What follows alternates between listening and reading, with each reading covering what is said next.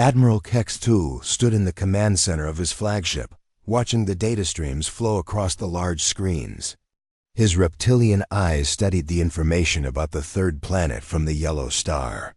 For 3 full cycles, the Zephyrian Confederation had been watching this world called Earth. The reports made him feel confident. The creatures living on this planet seemed very basic. They had only just started to leave their world. Their ships were slow and weak. They used old chemical rockets that barely got them to their moon. "Look at their vessels, Admiral," said Commander Vextar, pointing to the images on the screen. "They are so simple. No real weapons, no shields. They cannot even travel between stars." Kex-2 nodded. The intelligence reports painted a clear picture. These humans were young in the ways of space. They had a few small stations orbiting their planet. They had sent some tiny ships to nearby planets. But they were still trapped in their home system. The Zephyrians were different. They were a proud warrior race. They had conquered dozens of worlds across 3 star systems. Their technology was advanced. Their ships were fast and powerful. They had been traveling between stars for thousands of years not far away. On the hidden side of Earth's moon, Captain Jake Harrison stood in a different kind of command center. Luna Station was built deep inside the moon's rocky surface. No one from space could see it from the outside. The base was huge, with tunnels and rooms carved into the lunar rock. The station was filled with people working at their posts. Screens showed data from all over the solar system. Hidden sensors watched every ship that came near Earth. This was humanity's real space command center. "Sir, we are getting more of their radio messages," said Lieutenant Amy Brooks. Her fingers moved quickly over the controls. "They keep calling us primitive mammals. They are talking about taking over our planet." Jake looked at Dr. Elena Rodriguez, who studied alien life forms. "Do they know what they are really facing?" Elena shook her head. "Their scans only see our normal cities and towns. They have no idea about the defense network. They don't know about Project Aegis." The truth was that humans had been preparing for this day for 50 years. Ever since they first learned that other intelligent life existed in the galaxy, they had been getting ready. But they had been very careful about how they prepared. The Zephyrians saw what humans wanted them to see. They saw cities full of people going about their daily lives. They saw cars and trucks on roads. They saw what looked like a normal, peaceful world with basic technology. What they could not see were the massive underground complexes built beneath every major city. They could not detect the hidden weapons platforms scattered throughout the solar system. They did not know that every asteroid mining station was actually a disguised military base. The aliens thought Earth had only a few small space stations. They were wrong. Humans had built dozens of hidden bases throughout their solar system. They were invisible to most scanners, designed to look like natural rocks or simple research posts. On Mars, what looked like a small science colony was actually the command center for humanity's largest secret shipyard. The red planet's ice caps had massive doors that could open to reveal underground construction facilities in the asteroid belt. Mining operations that seemed to be digging for metals were actually hollow bases filled with weapons and ships. Each asteroid had been carefully chosen and modified over decades of secret work. Back on the Zephyrian flagship, Admiral Kex-2 felt sure of victory. His war fleet had 237 ships. Most were destroyers and cruisers, fast ships built for attacking other worlds. His flagship was the largest and most powerful. "Prepare the surrender demand," he told his communications officer. "Give these humans 48 time units to give up completely. If they refuse, we will destroy their cities." The message was sent across space to Earth. It reached the planet's communication systems within minutes. But instead of going to some primitive government building, it was received at a facility buried deep underground. President Lisa Carter stood in the Situation Room, 2 miles beneath the White House. The room was connected to similar bunkers all over the world through quantum communication links. Leaders from every major nation could speak to each other instantly and securely. "How many ships do they have?" she asked General Marcus Stone. 237 ships, ma'am. Most are military vessels. Their main ship is in the center of the formation. The large screen showed Admiral Kek Thul's face. His lizard-like features showed what humans would think of as arrogance. "People of the third planet, you have 48 time units to surrender without conditions. If you fight back, we will destroy all life on your world." President Carter stepped forward to face the screen. "I am President Carter of the United Earth Government. We do not want to fight, but we will not surrender to threats." The alien admiral laughed, a harsh sound that the translator made even more unpleasant. "You speak of fighting back? Your kind has barely left your planet. Our ships could turn your cities to ash in hours." "Admiral," Carter replied calmly, "I think you have made a big mistake about what we can do." The communication ended as the alien admiral cut the connection. The Zephyrian fleet began moving toward Earth. Deep inside Cheyenne Mountain, Colonel Ryan Phillips watched screens that showed the real truth about human space defenses. For 50 years, humans had been building and preparing. Every paranoid fear about alien invasion had been turned into real defensive systems. "Sir," reported Tech Sergeant Maria Santos, "all Aegis platforms are online and ready. The Mars shipyards are launching reserve ships. The asteroid stations are switching to combat mode." Ryan nodded. Humans had learned from their own violent history that someone would eventually come looking for what they had. When they discovered faster-than-light travel 30 years ago, they had used it to build defenses, not to explore. As the alien fleet moved closer to Earth, they found their first surprise. The simple communication satellites orbiting Earth suddenly came alive. Energy readings spiked as hidden weapons powered up. "Sir," Commander Vextar reported, his voice showing alarm, "the satellites are weapons platforms. Very powerful ones. The energy readings are massive." Admiral Kexthul felt his first moment of doubt. "How many?" "Over 3,000, Admiral. And we are seeing similar networks around their moon and the Red Planet." But the biggest shock was yet to come. In the asteroid belt, rocks that had been still for millions of years began to move. Engines that had been hidden inside asteroids came to life. What the aliens thought were natural space rocks revealed themselves as mobile weapons platforms. The Zephyrian fleet suddenly found themselves facing not a primitive world, but a solar system that had been turned into a massive fortress. Every planet, every moon, every asteroid had been modified for war. Admiral Kexthul stared at his tactical displays in growing horror. The energy readings were off the charts. The number of weapons platforms was impossible. This was not the primitive world his intelligence had described. "Sir," his science officer reported, voice shaking with fear, "the entire system is armed. The asteroids are not natural anymore. They have been turned into battle stations." From his position on Luna Station, Captain Jake Harrison coordinated the human response.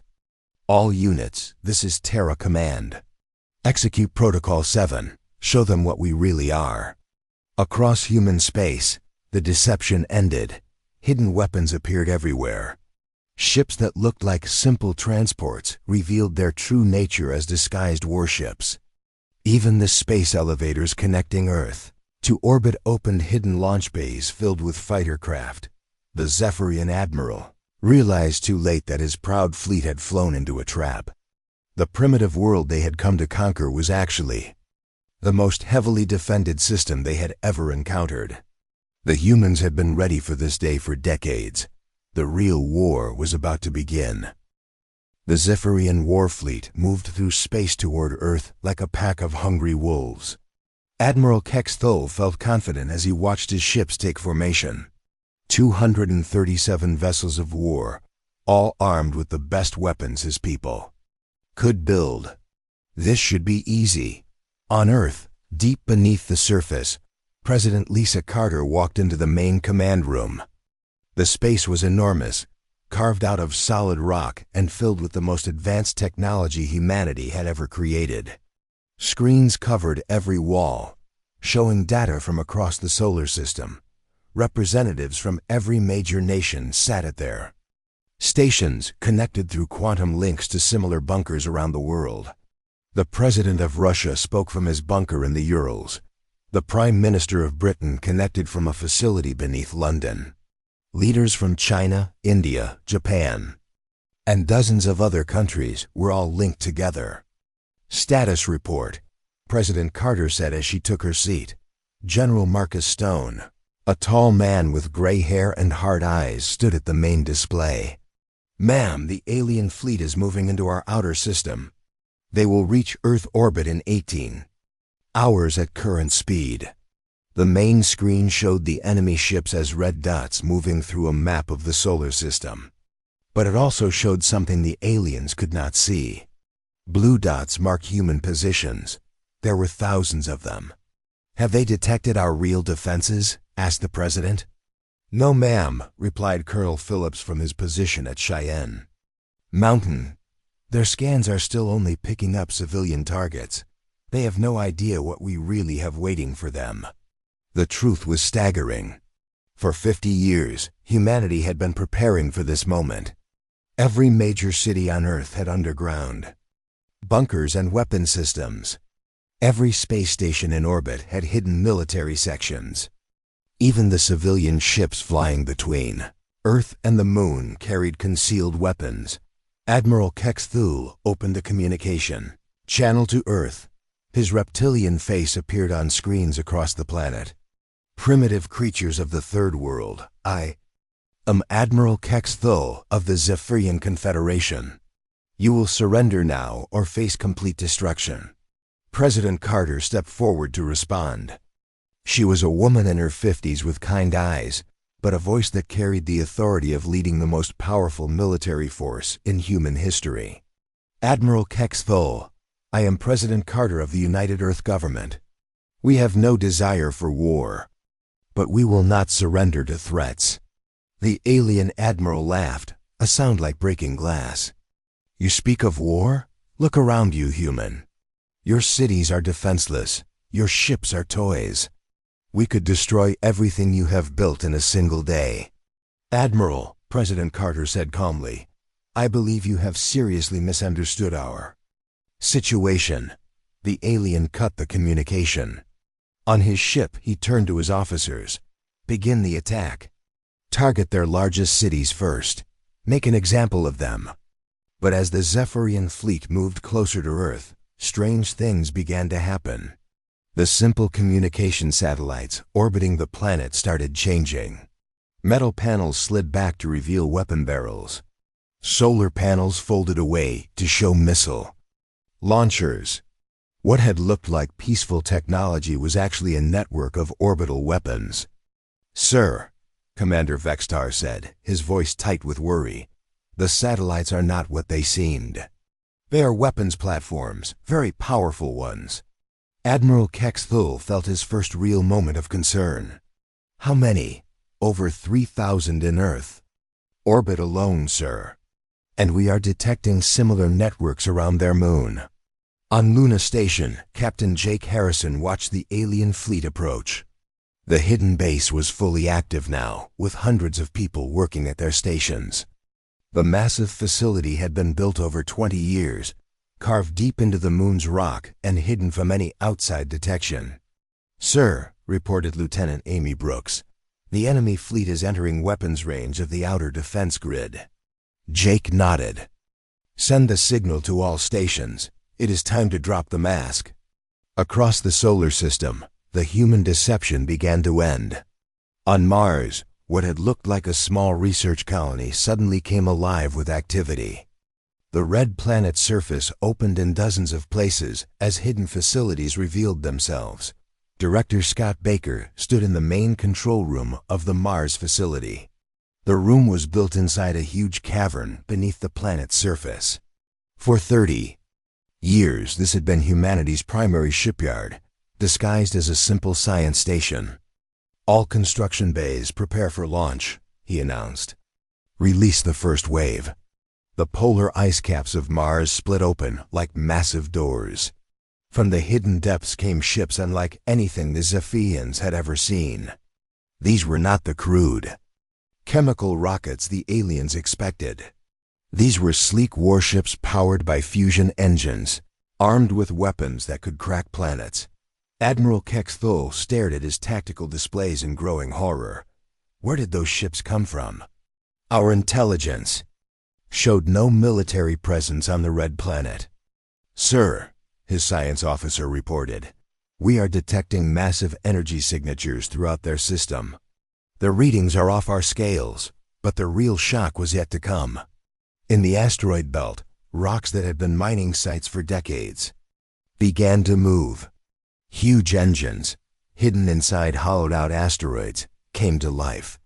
What the aliens thought were simple mining operations revealed themselves as mobile weapons platforms. Dr. Carl Weber stood in the control center of Asteroid Station Alpha. The facility was built inside a rock 3 miles wide, completely invisible from the outside. It looked like a natural asteroid, but inside it was a fortress capable of destroying entire fleets. "All mining stations, this is Alpha Control," he announced. "Switch to combat configuration. Show them what we really are." Throughout the asteroid belt, dozens of rocks began moving under their own power. Hidden weapon ports opened. Energy shields activated. The Zephyrians suddenly found themselves facing an enemy that was everywhere at once. "Impossible," Admiral Kexthul whispered. "How many ships do they have?" "Sir," Commander Vextar replied, his voice shaking, "we are counting over 10,000. Armed vessels, and more are appearing every minute." The truth was that humans had turned their entire solar system into a weapon. Every planet, every moon, every large asteroid had been modified for war. The species that looked so primitive from the outside had actually been building the most advanced military force in known space. From Earth, President Carter opened another communication channel to the alien fleet. "Admiral Kexthul, this is your final warning. Leave our system now, or face the consequences." The alien admiral's confidence was completely gone.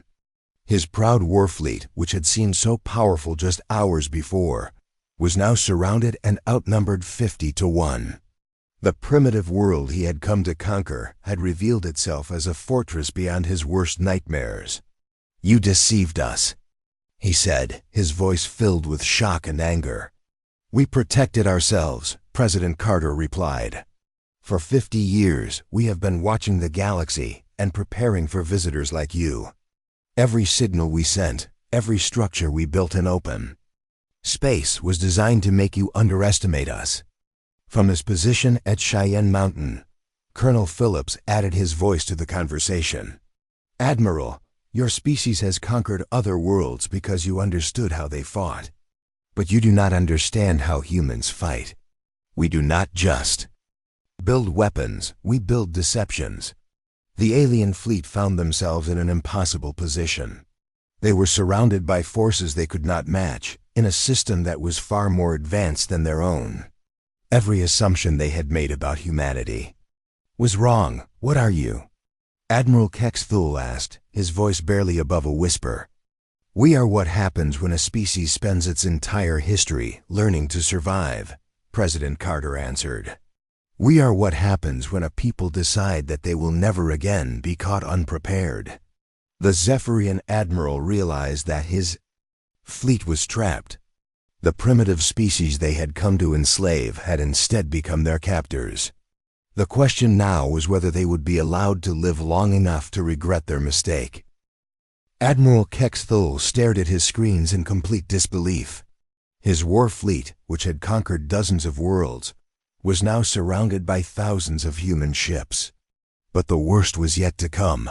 From deep space, beyond the edge of the solar system, new energy signatures began appearing. These were not the defensive platforms around Earth or the mobile asteroid bases. These were something much bigger. "Sir," Commander Vextar reported, his voice filled with terror, "we are detecting massive objects approaching from outside the system. The energy readings are beyond anything we have ever seen." On the bridge of a ship hidden in the darkness between stars, Admiral Rebecca Cross smiled grimly. She was a woman in her 50s with steel-gray hair and eyes that had seen combat across multiple star systems. Her ship, the TFS Leviathan, was one of 30 massive vessels that had been waiting in deep space for this moment. "All ships, this is Admiral Cross," she announced to her fleet. "Begin final approach. It is time to show our guests the real Terran Space Navy." The Zephyrian sensors went wild as 30 enormous ships appeared from the darkness. Each one was larger than Admiral Kexthul's flagship. They moved with impossible grace for their size, powered by technology that the aliens could not understand. Admiral Kexthul of the Zephyrian Confederation came a new voice over the communication channels. "This is Admiral Rebecca Cross of the Terran Expeditionary Fleet. We have been watching your approach with great interest." Admiral Kexthul felt his blood turn to ice. "Expeditionary Fleet? You are supposed to be trapped on your world." "That," Admiral Cross replied, "is exactly what we wanted you to think." On Earth, in the deep command bunkers, President Carter watched the alien admiral's face change from anger to fear to complete horror. "You see, Admiral, humans have a particular talent that seems to be rare in the galaxy. We lie very, very well." The truth began to pour out like water from a broken dam. Humanity had not been trapped on Earth for the past 50 years. They had been spreading throughout nearby space, always careful to maintain the fiction that they were still primitive and planet-bound. Dr. Nathan Price, broadcasting from the research vessel Galileo in orbit around Proxima Centauri, provided more shocking news. "Admiral, while you were watching Earth, we were watching you. We have been monitoring Zephyrian space for 20 years. We know the location of every one of your worlds." The aliens realized they were not just facing a defensive fleet. They were facing an enemy that had been studying them, learning their weaknesses, and preparing for this exact moment. On Mars, Director Scott Baker stood in the control center of what the aliens thought was a small research colony. In reality, it was the command center for humanity's largest shipyard, built into the planet's core over 40 years of secret construction. "Admiral," he said, opening a communication channel, "allow me to show you what we have really been building." The red planet's surface began to change. What had looked like natural ice caps split open like massive flower petals. From the hidden depths beneath Mars came ships that made the Zephyrian vessels look like children's toys, massive dreadnoughts. Each one 3 miles long, rose from underground docks. Carriers that could launch thousands of fighters emerged from hidden bays. Weapons platforms that bent space around them with their energy fields floated up from the depths of the planet. "By the Ancient Ones," Admiral Kexthul whispered, "what kind of species are you?" But the revelations were not finished. Throughout the solar system, more deceptions were falling away. The asteroid mining stations revealed their true nature as mobile battle platforms. The simple research bases on the moons of Jupiter opened to show massive weapon arrays. Even the space elevators connecting Earth to its orbital stations began launching waves of fighter craft. Dr. Carl Weber, from his position inside Asteroid Station Alpha, explained the scope of human deception. "Admiral, for 50 years we have been preparing for visitors like you. Every structure you observed, every signal you detected, was carefully designed to make you believe we were weak." The asteroid he commanded was typical of human engineering. From the outside, it looked like a natural rock with some simple mining equipment. Inside, it was a fortress 3 miles wide, with engines powerful enough to move it anywhere in the solar system and weapons that could destroy entire fleets. "But you are mammals," Commander Vextar protested weakly. "You evolved from prey animals. You should be weak and fearful." Captain Jake Harrison, from his position on Luna Station, answered that objection. "Commander, you made a fundamental error in understanding human evolution. We did not evolve as prey. We evolved as persistence hunters." The explanation that followed chilled the Zephyrian officers to their bones. Humans had not survived on their world by being the strongest or the fastest. They had survived by being the most patient, the most cunning, and the most persistent. They would chase their prey for days until it collapsed from exhaustion. They would set traps and wait for weeks for the right moment to strike. "Every human city you observed," President Carter continued, "every human you saw going about their daily lives, is part of our defense network. Every civilian knows their role in planetary defense. Every child learns tactics along with reading and mathematics." The truth was even more disturbing than the weapons. Humanity had not just militarized their space. They had militarized their entire civilization. The peaceful civilians the Zephyrians had observed were not warriors because they did not need to be warriors. They were the support system for a species that had turned survival into an art form. Text Sergeant Maria Santos, from her position in Cheyenne Mountain, provided tactical data that made the situation even worse for the aliens. "Admiral, your intelligence networks have been feeding you false information for decades. Every signal we broadcast, every ship we fly in detectable orbits, every structure we build in open space, has been designed to maintain the illusion that we are still crawling out of our gravity well." The reality was staggering.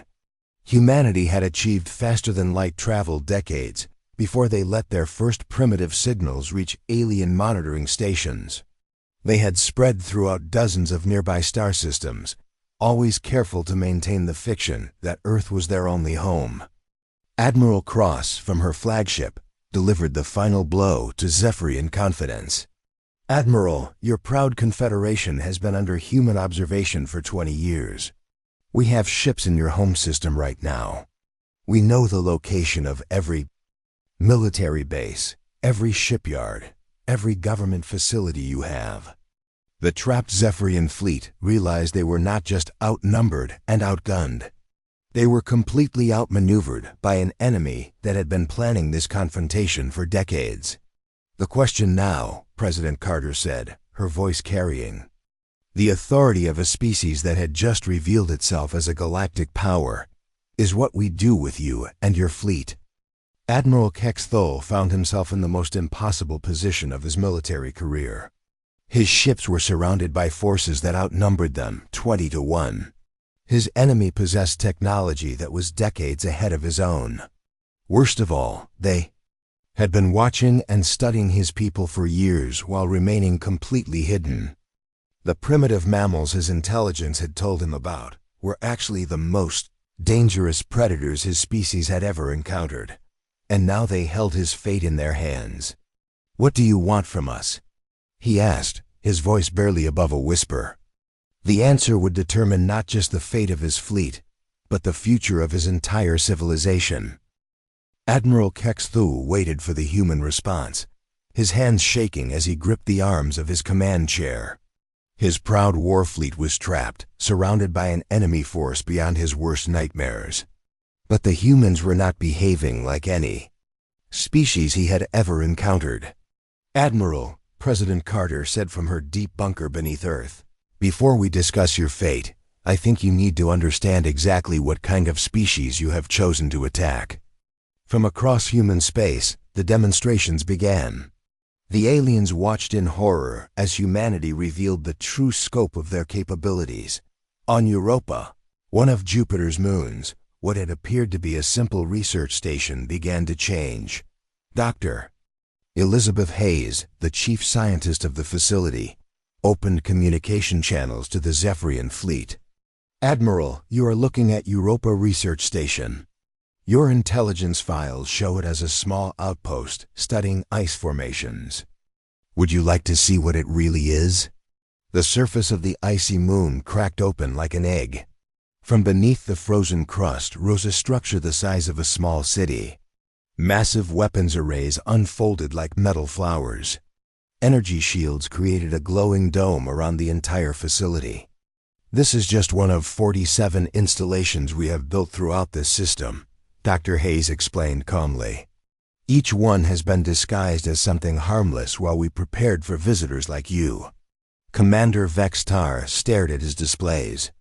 In disbelief, the energy readings are impossible.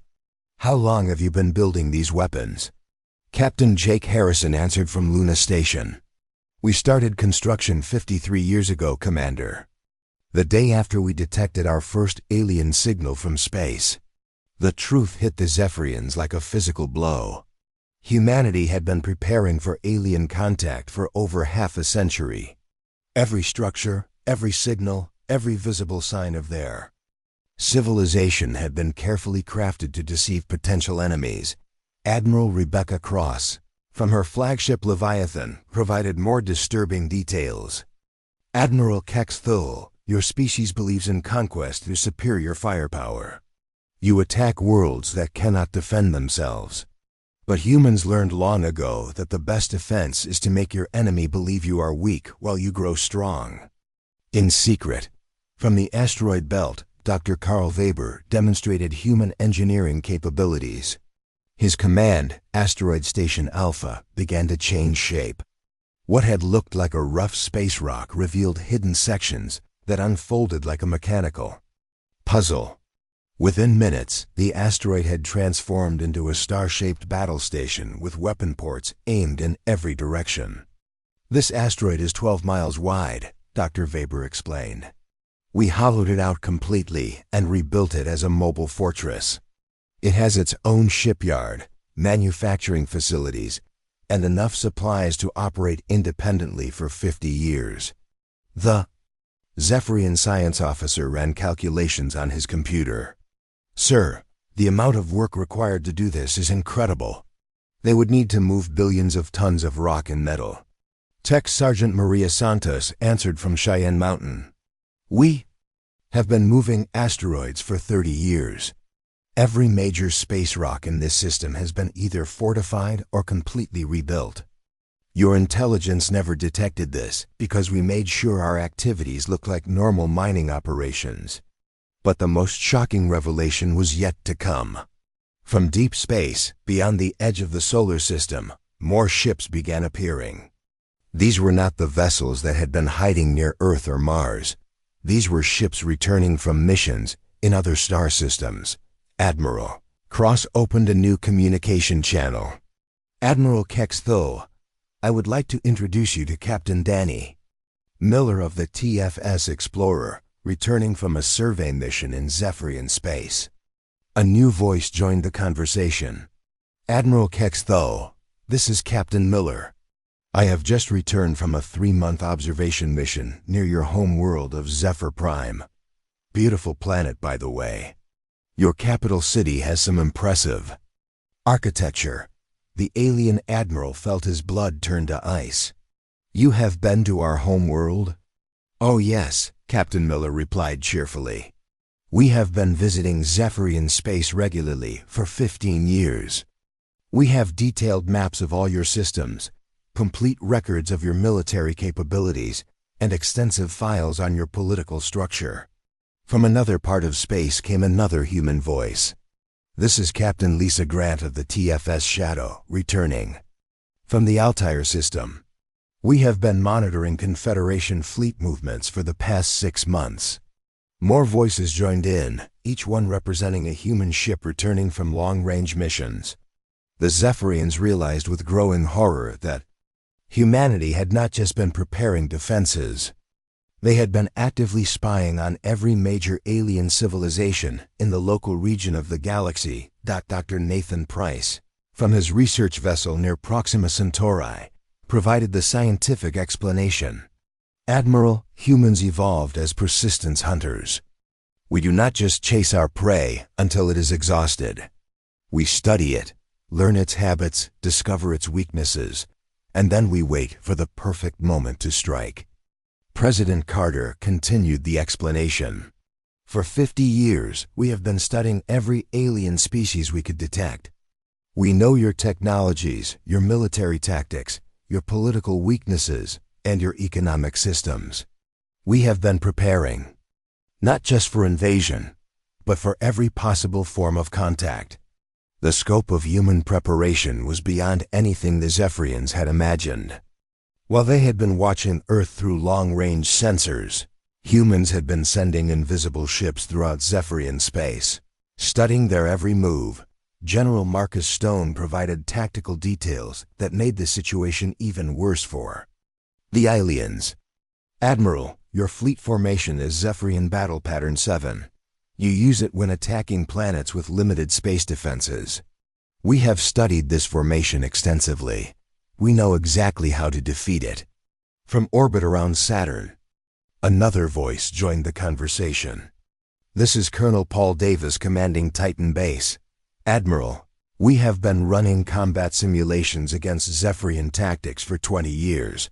We have tested every possible scenario. The aliens began to understand that they had not just stumbled into a trap. They had walked into a carefully prepared ambush by an enemy that knew them better than they knew themselves.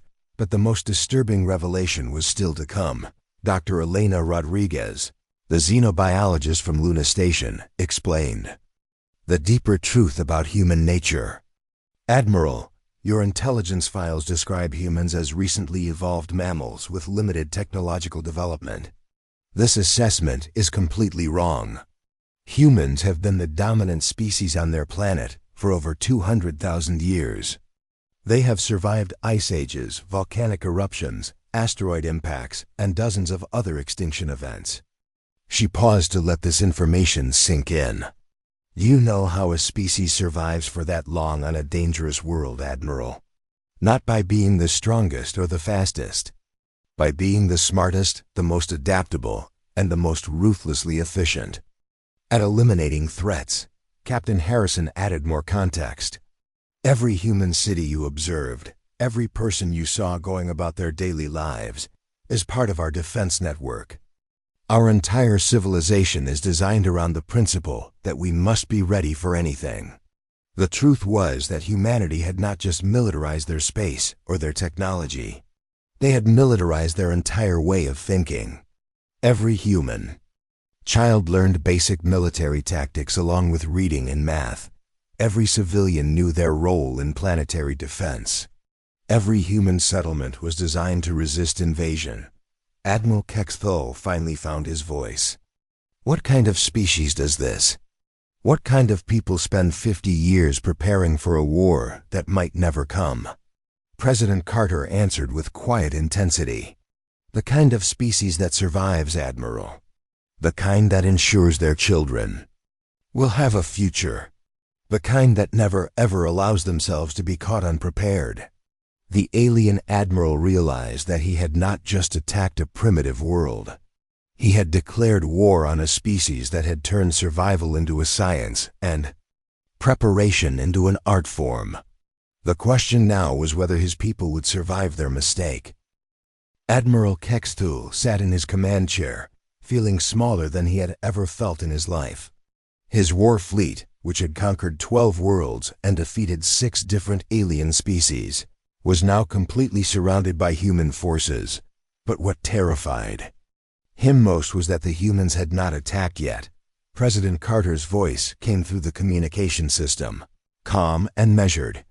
Admiral Kexthul, you now face a choice. The decision you make in the next few minutes will determine not just the fate of your fleet, but the future relationship between our species. Admiral Rebecca Cross, from her massive flagship, took over the explanation. Option 1 is simple, Admiral. You order your fleet to withdraw from this system immediately. You return to Zephyrian space and inform your government that Earth is under the protection of the Terran Federation. Any future contact between our peoples will be through proper diplomatic channels. The alien admiral looked at his tactical displays. The numbers were impossible to ignore. Human ships outnumbered his fleet 50-1. Their weapons were decades ahead of Zephyrian technology. Their defenses were beyond anything he had ever seen. And option 2? He asked, though he dreaded the answer. General Marcus Stone answered from his position deep beneath Earth. Option 2 is that we demonstrate why the human species has survived every extinction event our planet has thrown at us for the past 65 million years. As if to emphasize the point, demonstrations began across the solar system. From the asteroid belt, Dr. Carl Weber fired a single shot from his mobile fortress. The weapon beam crossed empty space and struck a small asteroid 50 miles away. The rock simply vanished, turned into its basic atoms in less than a second. That asteroid was solid iron, Admiral, Dr. Weber explained calmly. It was the same size as one of your destroyer-class ships. From Mars, Director Scott Baker added to the display. The massive planetary shipyard launched a single test missile. The weapon accelerated to impossible speeds and struck another asteroid hundreds of miles away. The explosion was visible from Earth, a flash of light that outshone the sun for several seconds. Our standard anti-ship missile, Admiral, Director Baker said. We have approximately 50,000 of them in various launch platforms throughout the system. But the most terrifying demonstration came from Earth itself. What had appeared to be a mountain range in the Himalayas suddenly opened like a flower. Massive weapon arrays rose from hidden bunkers built deep inside the rock. Energy readings spiked to levels that made the Zephyrian sensors overload. Colonel Ryan Phillips provided the commentary from Cheyenne Mountain. Planetary Defense Array. Number 7, Admiral. We have 43 similar installations on Earth alone. Each one has enough firepower to sterilize a continent. Commander Vextar looked at his sensor readings with growing despair. Sir, the energy output from that single facility is greater than our entire fleet combined. Admiral Kexthal realized that his proud war fleet was not just outnumbered. They were facing weapons that could destroy his ships without even trying hard. The humans were showing him power beyond his ability to comprehend. Dr. Elizabeth Hayes, from her position on Europa, provided another piece of the puzzle. Admiral, you should understand that what you are seeing is just the defensive network of one star system. We have similar installations in 47 other systems throughout this region of the galaxy. The words hit the alien admiral like physical blows. Humanity was not just defending Earth. They had spread throughout space and fortified dozens of worlds. The Zephyrian Confederation had declared war on an empire. Captain Jake Harrison, from Luna Station, added more disturbing information. Admiral, while we have been talking, human fleets have taken positions around each of your major worlds. If this conversation goes badly, the Zephyrian Confederation will face simultaneous attacks on 7 systems. The tactical situation was hopeless. The humans had not just defeated his invasion fleet. They had already won a war that the Zephyrians did not even know was happening. But then President Carter spoke again, and her words carried an unexpected tone. Admiral Kexthal, humanity does not seek conquest. We seek security. We have no desire to destroy your civilization or occupy your worlds. Admiral Cross continued the thought. What we want, Admiral, is very simple. We want to be left alone to develop in peace. We want other species to understand that humans are not easy prey. The alien admiral felt a spark of hope. You would allow U.S. to leave? More than that, President Carter replied. We are offering you something no other species has offered the Zephyrian Confederation. We are offering you partnership. Dr. Nathan Price, from his research vessel, explained what this meant. Admiral, humans are not just warriors. We are also explorers, scientists, engineers, and traders. We have technologies that could benefit your people greatly. Tech Sergeant Maria Santos provided examples from Cheyenne Mountain. Our medical technology could extend Zephyrian lifespans by 300%. Our agricultural systems could eliminate hunger on your worlds. Our energy systems could provide unlimited clean power. The offer was staggering. Instead of destroying the Zephyrian fleet, Humans were offering to share technology that could transform their entire civilization. "Why?" Admiral Kexthul asked. "Why would you help a species that came to conquer you?" Captain Harrison answered with words that revealed the deeper truth about human nature. "Because that is what intelligent species should do, Admiral. They should learn from their mistakes, work together, and build something better than what they had before." President Carter made the offer more specific. "Admiral, your government sent you here because they believed humans were weak and defenseless.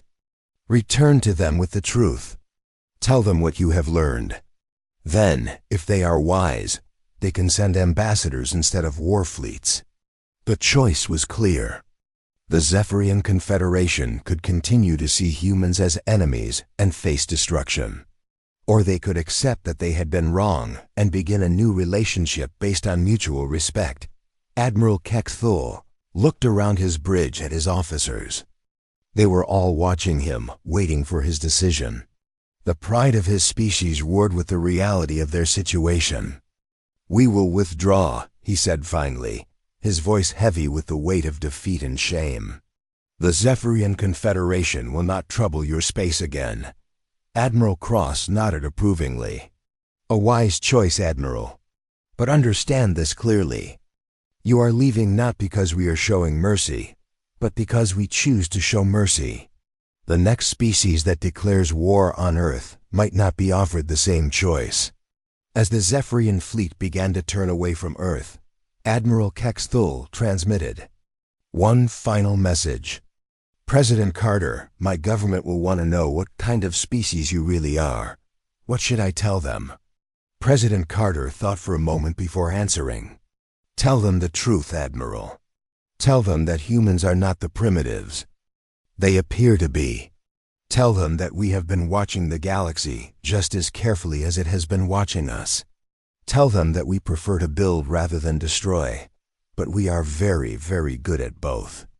As the alien fleet disappeared into hyperspace, Captain Harrison turned to his officers on Luna Station. "Signal Terra Command. Operation Masquerade is complete.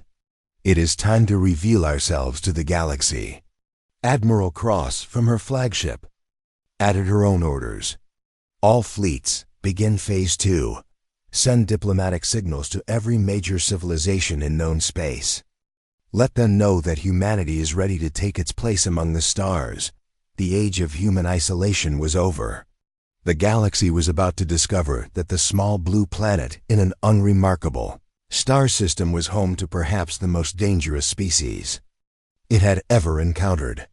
Dangerous not because they sought war, but because they were so very good at it when they had no other choice, and dangerous because they had convinced everyone else that they were not dangerous at all.